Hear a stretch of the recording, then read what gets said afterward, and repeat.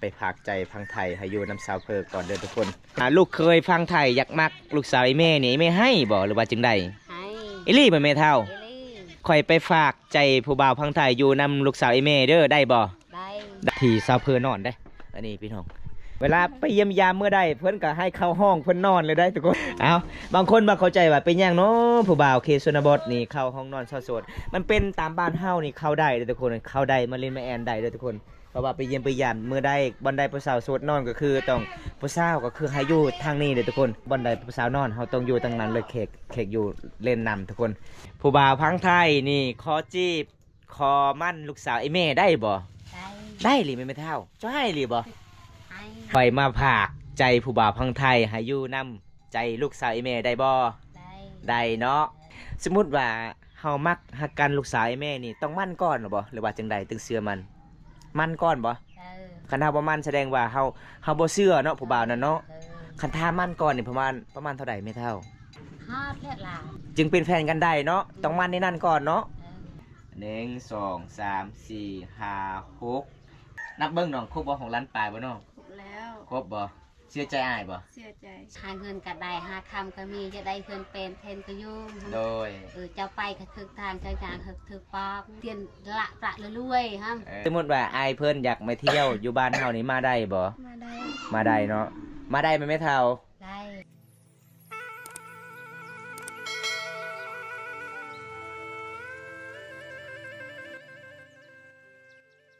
เอาถ้าสวัสดีทุกคนสวัสดีบริการยามตอนเช้าทุกคนวันนี้บัมตากะมีข่าวดีๆพี่น้องบัมตากะสิเดินออกจากชนบทหมู่บ้านแกงอลงต่อทุกคนวันนี้บัมตากะจัดให้ตามคำขอผู้ใหญ่ใจดีจากประเทศไทยพี่น้องให้บัมตาไปสะพานบุญไทยเพราะว่าช่วยน้องเฟอร์พี่น้องครอบครัวน้องเฟอร์น้องเพิ่นกับบุ้มียังหลายพี่น้องเพราะว่าก็เลยผู้ใหญ่ใจดีจากประเทศไทยเห็นคลิปบัมตาก็เลยผู้ใหญ่ใจดีก็เป็นนักสงสารก็เลยติดต่อทางบัมตาให้บัมตาไปสะพานบุญไทยวันนี้บัมตากะดีใจหลายพี่น้องได้ทำบุญนำกันกับไอ้ใหญ่เพิ่นอันนี้คือบรรยากาศแกงอาล่องนะแกงอาล่องเมืองนอกเทศบาลเขตหมู่บ้านนี่ก็จะเป็นหมู่บ้านมีสะพานไม้ลายความยาว270เมตรทุกคนในเมืองนอกเฮาก็มีจุดเดียวพี่น้องเพราะว่าจะเป็นพี่น้องเฮาทั้งไทยบ่ฝั่งอเมริกาเขาเจ้าก็มาเที่ยวหลายคนพี่น้องสะพานนี้ได้เพราะว่าเขาเจ้าอยากเห็นตัวจริงอันนี้คือสามารถเที่ยวได้เด้อพี่น้องยังมีแต่ปีนี้พี่น้องจะได้เห็นสะพานได้อีกต่อไปกับบ่มีเลยพี่น้องเป็นปีสุดท้ายชาวบ้านแกลองสมัยจังได้กับไปติดตามชมกันแล้วพี่น้องบนตากันสิข้ามไปพูดแล้วพี่น้องข้ามไปบ้านแกงกะลองไปกันเลยพี่น้อง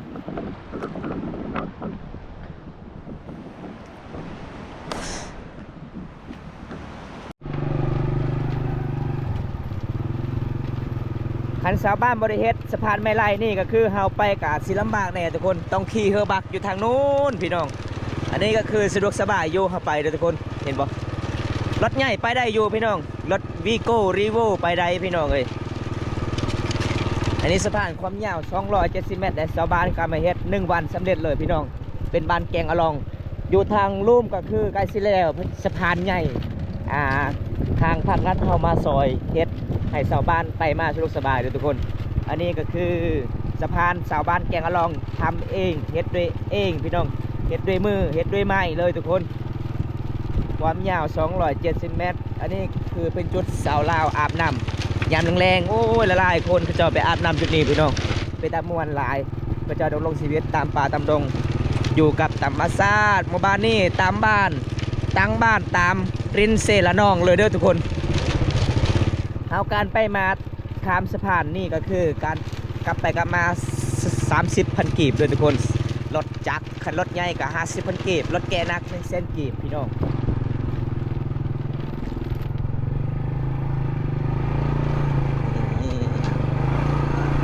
อันนี้เป็นจุดที่บ้องกระเจ้าท่าสะพาน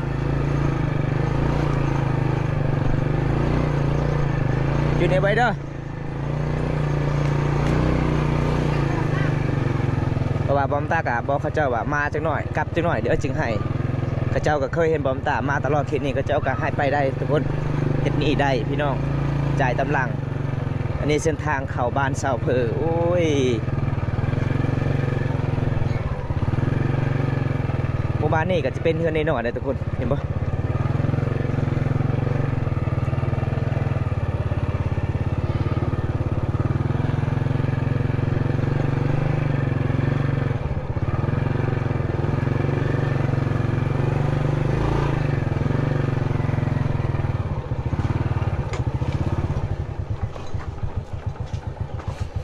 กลับมาฮอดเฮือนเลยเด้อโอ้อันนี้คือเมทัลสบายดีเมทัล ไปดิ เฮ็ดหยังนี่นะ ดังหนักหนักไป กาแฟ แม่นหยังอันนี้ดอกแคมบ่ ดอกแคม ขายโลนึงเท่าไหร่เมทัล โลนึงกับ1,000 โลนึง1,100บ่อีหลีบ่เนาะโอ้ เออ อันนี้ก็คือ มันมีคนหนึงซื้อแล้วก็คือ แม่เท้ากับสีมามัดเป็นมัดแล้วก็เขาเจ้าให้โลนึง1,100โอ้คันคล้องเขาเองก็คือโลนึง6,000กีบเนาะ โอ้ อันนี้คือเขาเจ้าก็ฮับจ้างทุกคนฮับจ้างได้อันนี้คืออีเมจชอปเปอร์ปลาได้เฮือนงามแล้วแม่เท้าเนาะเฮือนงามเลยทุกคนยังได้ลูกชายแม่เท้าไปไซมือนี่นะคือบ่เห็นอยู่เฮือน นะเฮือน อยู่ไซอยู่พุ่น โอ้ เอาพี่น้องเบิ้งสาบานเขาเจ้ากะฮับจางหลายๆคนเลยบ่พี่น้องทางนั้นกับแม่อันนี้ก็จะเป็นเอื้อยของสาวเพิร์ดจะเป็นเอื้อยไผ่เห็นบ่หาเงินหาคำแบบนี้ล่ะพี่น้องเลย เมื่อนึงนี่ได้จักโลจะฮับจาง ตะดักเด ตะดังเต้คันตะดังเต้เพิ่นว่าเบิดคำชีเว้าเลยได้ ประมาณ20 โล ประมาณ20 โลก็ได้ 3,000 กีบเนาะโอ้มือนึงฮับจางได้ 3,000 กีบพี่น้องเพิ่นกะเพราะว่าเขาเจ้าซื้อก็ซื้อไปเป็นมัดเขาเจ้ากาสีมาเอาออกอีกเห็นบ่พี่น้องแบบนี้ล่ะหาเงินหาคำเคสโซดบอทนี่จะเป็นบ้านซัพเพอร์เดียวบังทักทายซัพเพอร์ก่อนโอ้สบายดี สวัสดี เป็นยังอันนี้นะ ตามสิ้นตามซีนบ่ได้ไปเลี้ยงงัวบ่มื้อนี้บ่อยู่เฮือนเนาะปลาเสืองามแท้จะซื้อมาแต่ใดเนาะ เดือนสิเมียง ซื้อมาติเมียงบ่แม่นเมืองบ่ เลยก็รุลามา พี่น้องเขตบ้านนี่เขาเจะเว้าเมืองคือเมียงได้ เอาอันนี้คือเซาเฟอร์คือเก่าบรรยากาศยามตอนเช้ามาเยี่ยมมายามเพิ่นมื้อนี้เพิ่นก็ตำซีนกันได้ทุกคนนี่ล่ะสุดบอดลาวบ้านเฮาตอนอยู่เฮือนอยู่ศาลตอนเป็นสาวโสดต้องตำซีนได้บ่มีซีนนุ่งหรือว่าบ่มีผ้าถุงเกิดสินุ่งต้องตำเองเฮ็ดเองเด้อพี่น้องเป็นยังไงหลังจากที่ได้เฮือนครัวใหม่แล้วสะดวกสบายอยู่บ่นอนบ่ สะดวก อ๋อเมื่อนั้นแล้วหรือบ่มื้อนั้นบ่ แล้ว เจ้าก็ได้นอนเลยอ๋อ เอามามื้อนี้ได้เห็นสาวเพิ่มมีความพยายามทุกคนมื้อนี้มีผู้บ่าวพังไทยขอภาคใจอยู่น้ำเจ้าได้บ่ ได้ บ่ไอ้ลี่บ่ อิลี เอาเปิดบาได้เด้อ วันนี้บอมตากับมาฝากใจผู้บ่าวพังไทยให้อยู่น้ำเสาเพื่อคุณงามบ้านเก่งอะล่องเมืองน่อง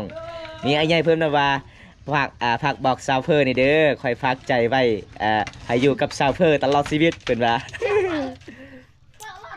รถตาไปพนมแต่พลีไอ้กันไกลหรอกไม่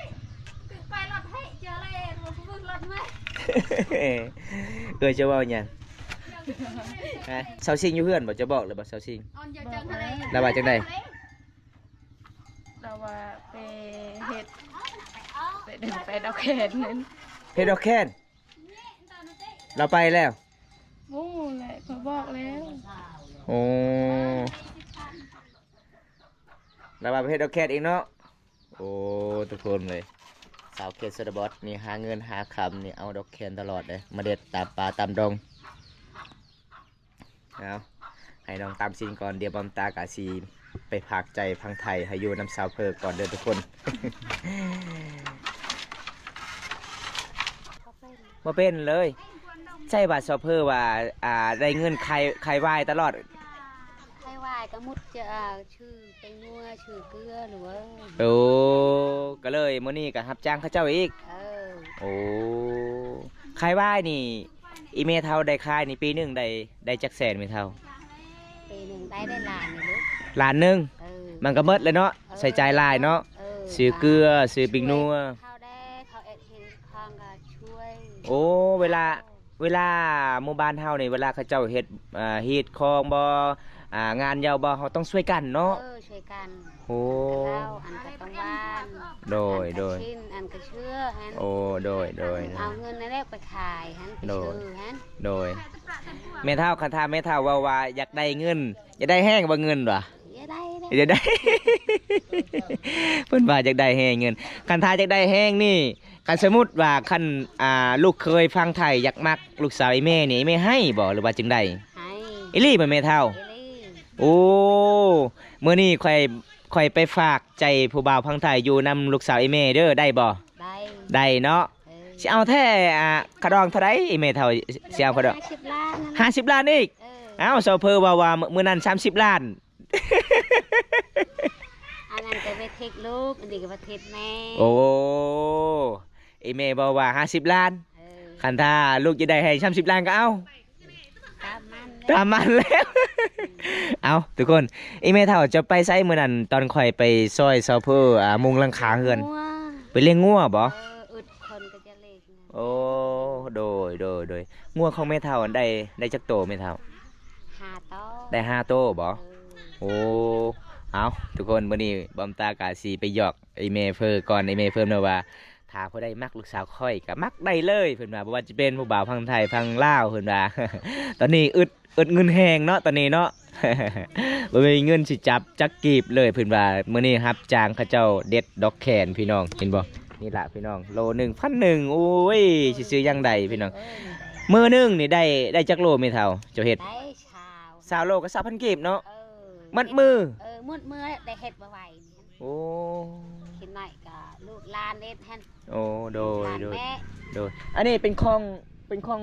เวียดนามบ่หรือว่าของชาวบ้านมาซื้ออันนี่ บ้าน ชาวบ้านบ่ เขาชื่อเองอยู่ครับ เขาตากแห้งแล้วก็ให้แม่เด็ด เออ เด็ดซอย เอ็ดซอย โอ้ รับจานต้อย โดยเอ้าจึงได้กับลูกก็คอไปเล่นแม่แอนอยู่เฮือนอีแม่เฒ่าเด้อ ลูก ได้บ่ ได้ เอาทุกคนมื้อนี้ก็จัดให้ตามคำขอผู้ใหญ่ใจดีจากประเทศไทยให้บอมตายไปเยี่ยมไปยามก็เลยมื้อนี้ก็ขึ้นเฮือนขึ้นศาลเพิ่นก่อนยังแต่ซ้ำนี่พี่น้องอันนี้ก็คือบ่พอช่างสีเด้เห็นบ่ทุกคนบ่พออันนี้เขาเจ้าเอาด้วยไม้เลยมามุงบังเขาเจ้าตั้มเข่าอันนี้จะเป็นเฮือนใหญ่ของน้องแต่บ่ได้ใหญ่ดอกมันน้อยทุกคนเลยนอนหลายคนมันบ่ได้อันนี้จะเป็นเฮือนครัวน้องจุดที่ซาวเพอนอนได้อันนี้พี่น้องนี่เฮือนซาวเพอนอนคือจุดนี้ล่ะพี่น้องนี่บ่ทุกคนอันนี้เป็นห้องนอนซาวเพอได้นอนจุดนี้เลยเวลาไปลมผู้บ่าวลมแอนผู้บ่าวต้องอยู่จุดนี้ตลอดอันนี้ก็คือหลังคาที่บอมตาซื้อมาเมื่อนั้นแต่4-5 มื้อก็สำเร็จแล้วพี่น้องก็เจ้ากะเฮ็ดตอนบอมตาไปยังพยายามมื้อหนึงสำเร็จได้ชาวบ้านกับบ่ทิมบ่ปะกันพี่น้องอันนี้จะเป็นเฮือนครัวบองเขาเจ้านึ่งข้าวเป่าไฟเฮือนซาวเพอเด้อทุกคนเอาเพิ่นว่าตามซินแล้วเมื่อยเพิ่นว่ากะสีนึกขึ้นเฮือนขึ้นซ่านเนาะบัดนี้เนาะปลาอันนี้จะตำเองบ่ซินนี่บ่โอ้งามเนาะเป็นเลยเนาะเจ้าเนาะซาวเพอ นี่เพิ่นว่าเชิญเจียวเพิ่นว่าเอาศาสตร์ก่อนเด้อทุกคน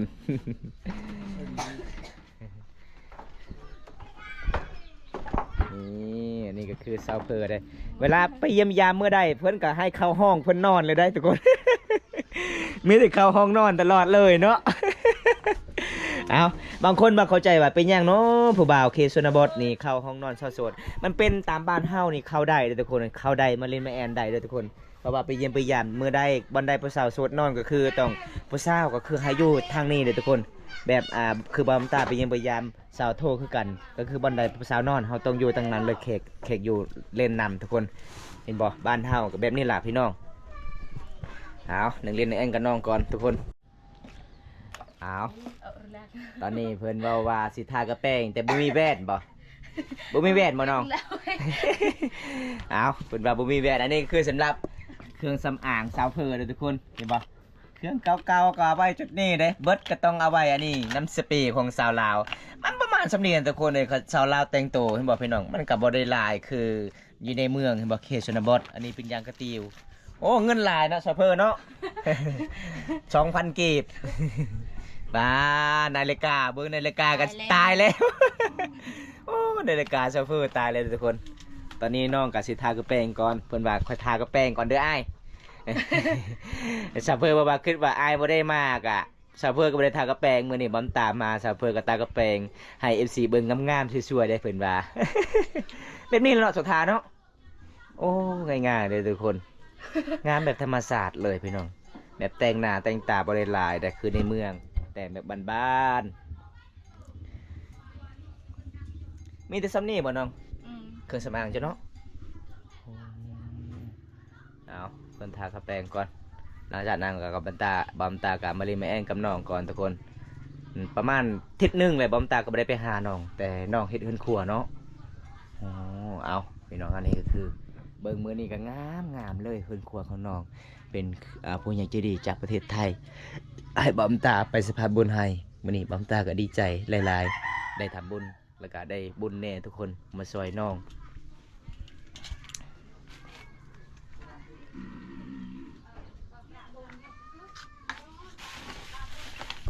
น้องเพื่อนทากระแปรงก่อนเลยทุกคนป้าไม่จักประเภทจะทานเนาะขึ้นหลายประเภทเลย อันนี้มันยังนิพอนบ่ ก่อน โอ้หมดเลย ยัง เอามีที่ซับนี่เลยทุกคนมันก็งานแบบธรรมศาสตร์เลยเด้อพี่น้องจะบ่สบายบ่จะเป็นไอบ่เนาะจักมือเลยจะบ่สบาย 2-3 มื้อเลย 2-3 มือแล้วเฉพาะนักเสียงเจ้ามันเป็นเสียงแหบ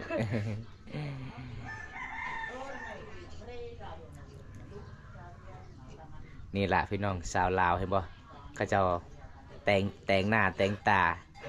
แต่งบ่ได้หลายแต่ก็ยังงามหน้าผากกระโด่งเนาะ อันนี้ก็คือพรสำหรับให้ขาวเนียนให้ผู้สาวลงหลักแม่นให้ผู้สาวลงหลัก ให้ผู้บ่าวลงหลักเห็นแล้วก็ติดเสน่ห์หลายเด้อทุกคน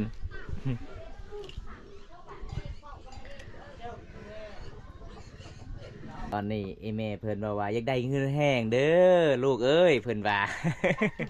ตอนนี้เพิ่นว่าให้ลูกสาวเพิ่นแต่งโตงามๆก่อนได้วันนี้ไอแม่เพิ่นรับจ้าง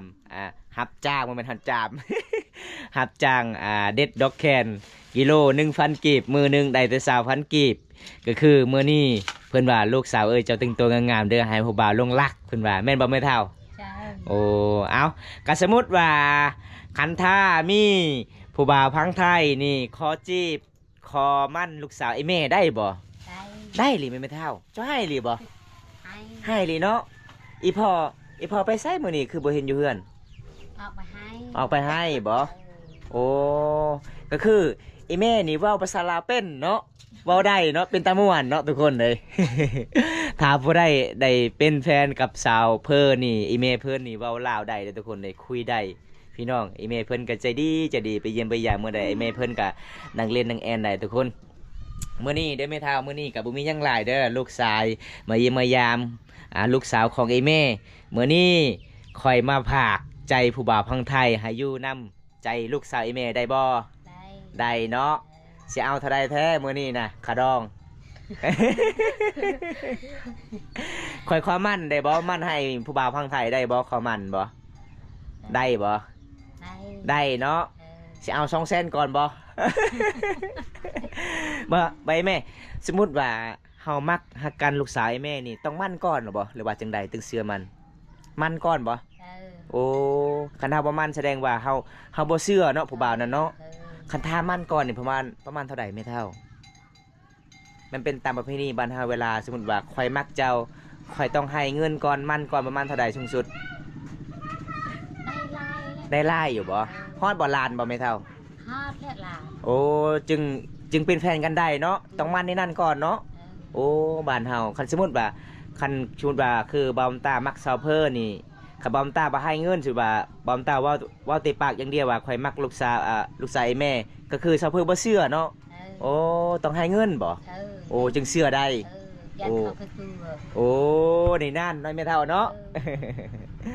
เอาทุกคนมื้อนี้ก็บ่มีหยังหลายมื้อนี้บอมตาก็มาดีมาแอนอยู่เฮือนอยู่ศาลซาวเพอร์มื้อนี้ก็จัดให้ตามคำขอผู้ใหญ่ใจดีจากประเทศไทยเห็นคลิปบอมตามื้อนั้นน้องเว้าว่าบ่มีหยังน้องบ่มีเล็กตะโปบ่เป็นตะโปยังบ่พอเนาะเฮือนทางนี้ยังบ่แล้วเนาะก็เลยมื้อนี้อ้ายใหญ่เพิ่นจัดให้ ไอ้แม่บอกว่าอยากได้เงินแห้งเด้พันหนึ่งเด้ มื้อนี้ไอ้ใหญ่เพิ่นก็จัดให้ตามคำขอเพิ่นได้มื้อนี้บอมตากะสิพาสะพานบุญให้ได้ทำบุญนำกันเด้อทุกคนมื้อนี้บอมตากะขอบคุณอีกเทื่อนึงผู้ใหญ่ใจดีจากประเทศไทยที่เชื่อมั่นเลยมั่นใจบอมตาคนนี้ไปสะพานบุญให้ละลายคนละลายมองละลายหมู่บ้านละลายเขตชนบทบอมตาก็ดีใจหลายพี่น้องได้ทำบุญนำกันมื้อนี้ก็คืออีเมเพิ่นก็อยู่เฮือนอยู่ศาลแล้วก็มื้อนี้อีพ่อก็คืออ่องให้เนาะได้แต่ลูกสาวกับอีแม่กินข้าวกินน้ำเลยบ่แม่เฒ่า กินแล้ว ได้อาหารหยังมื้อนี้ กินพัก กินผักแต่บ่ได้กินไวน์ โอ้เป็นยังไงกินไวน์ตลอดมัน วายบ่คม มันคมบ่ เออ โอ้ถ้ากินละลายก็คือ เออ เบื่อคือกันบ่เนาะ เออ มันแม่นเนาะ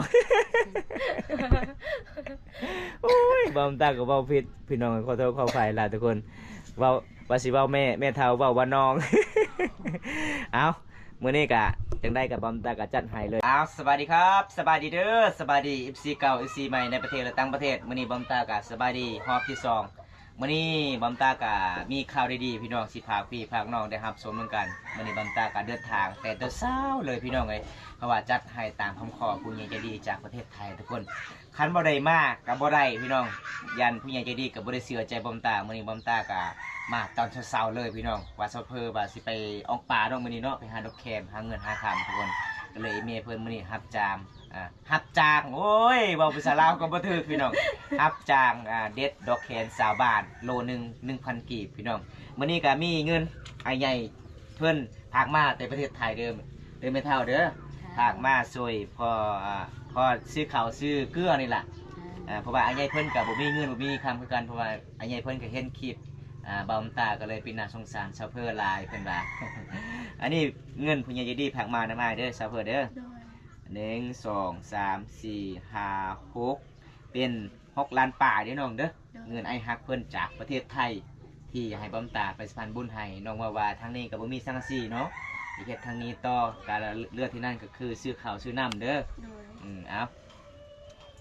เป็นยังไงแม่เฒ่าดีใจบ่ ดีใจ ดีใจเนาะ เออ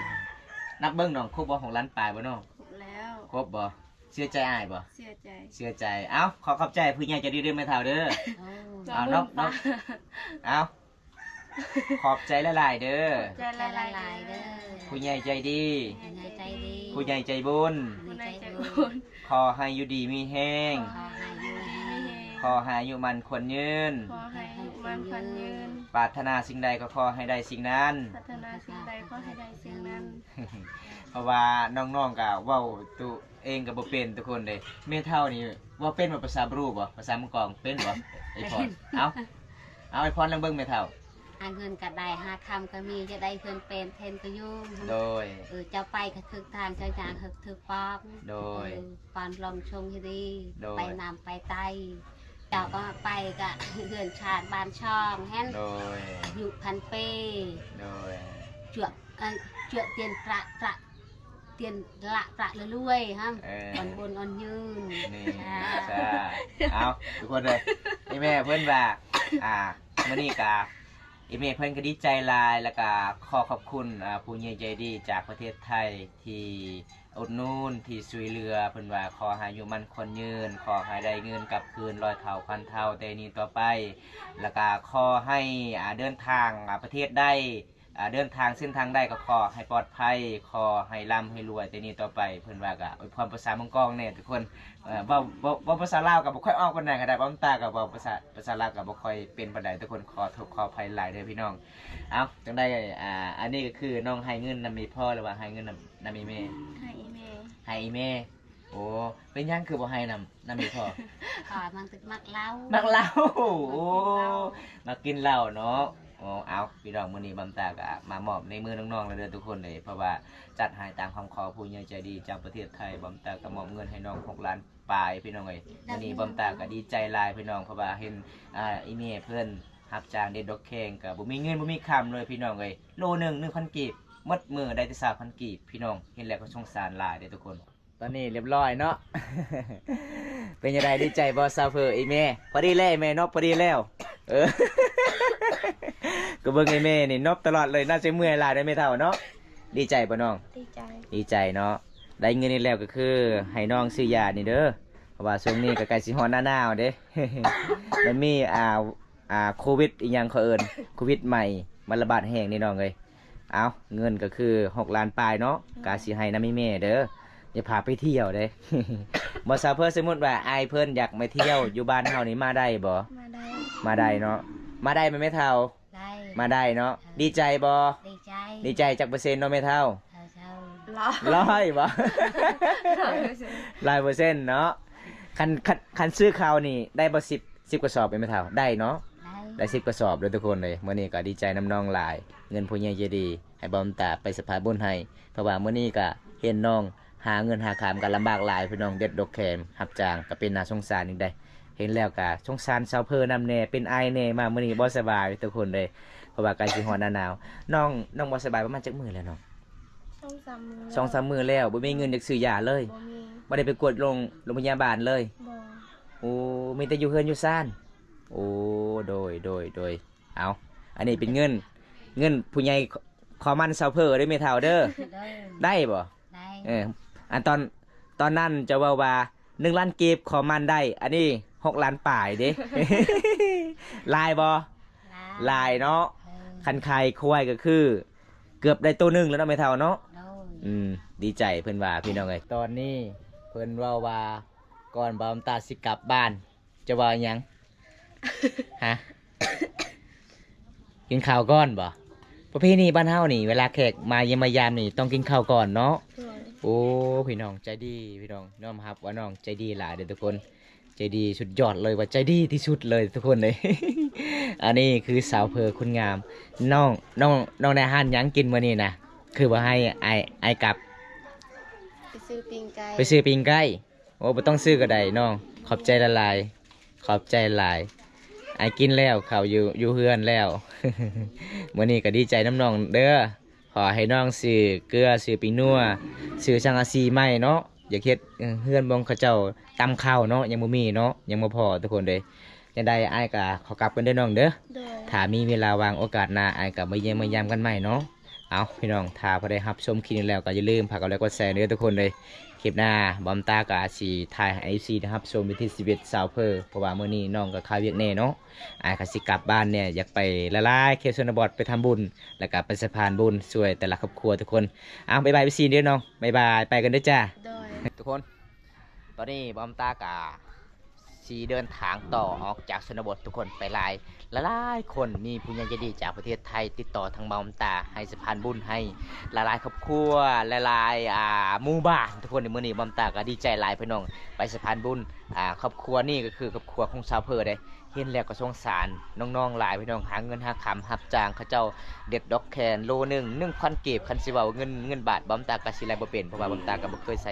เงินบาททุกคนไล่บอมตาเคยใส่แต่เงินกีบพี่น้องเอ้ยขอโทษขออภัยนำ FC หลายคนทุกคนบอมตาเว้าผิดสิ่งใดก็ขอโทษขออภัยหลายพี่น้องมื้อนี้บอมตาก็ดีใจหลายพี่น้องไปทำบุญนํกันได้สะพานบุญนํกันพี่น้องกับไอ้ใหญ่เพิ่นจากประเทศไทยมื้อนี้บอมตาก็เดินทางแต่เช้าๆเลยจัดให้ตามของขอผู้ใหญ่ใจดีจากประเทศไทยได้บอมตาก็สิกลับบ้านลาพี่น้องเอ้ยสิเดินทางต่อออกพูนชนบทน้องที่สุดกับในเมืองพี่น้องเอาถ้าบ่ได้ครับชมคลิปนี้แล้วก็อย่าลืมฝากกดไลค์กดแชร์กดติดตามหน่อยเด้อพี่น้องฝากเป็นกำลังใจให้บอมตาเฮ็ดคลิปตอนต่อไปคลิปหน้าพบพอกันใหม่ขอกล่าวคำว่าสวัสดีครับบันสวนไปกันเด้อบ๊ายบาย